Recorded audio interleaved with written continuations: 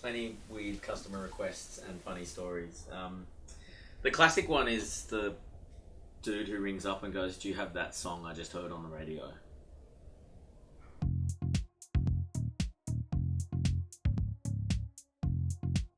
Other strange requests. We did have this really funny lady. She didn't really know much about records, and she had bought a turntable off us, and she kept ringing us up, telling us that it didn't work properly.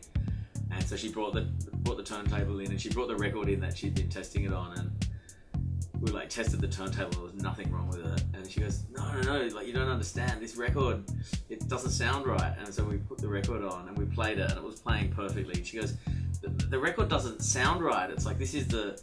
And it turns out that it was a live recording of a concert, and she thought it was the studio album, and she thought that the turntable was making the studio album sound bad. That was pretty funny. It was hard not to laugh. But most of the time we're trying to be really helpful and fill people in. Because, especially younger people, they come in, and if they haven't seen a record player before, they don't know anything about it. You've got to explain it all to them, and we do that. But yeah, she was funny.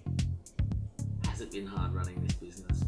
Yeah, look, my advice to you would be don't time travel back to 2003 and buy open a record store.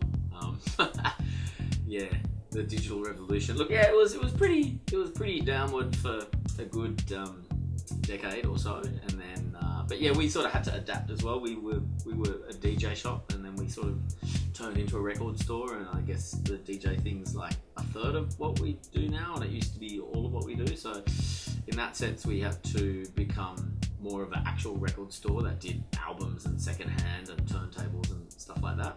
And that's been kind of cool because it actually exposed me to more music, which was fun.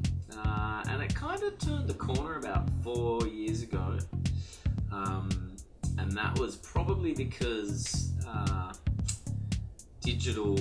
once digital washed everything online, I think people started going, we kind of like bits of reality, and it turns out that records are one of them. I think books will be another one.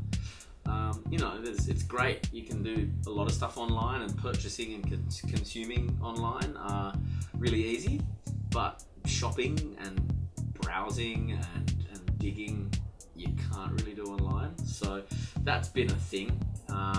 They call it, experience-based shopping or something, which it is. It sounds glib, but that's kind of what you're in the business of doing, is providing a space within which people can have actual experiences.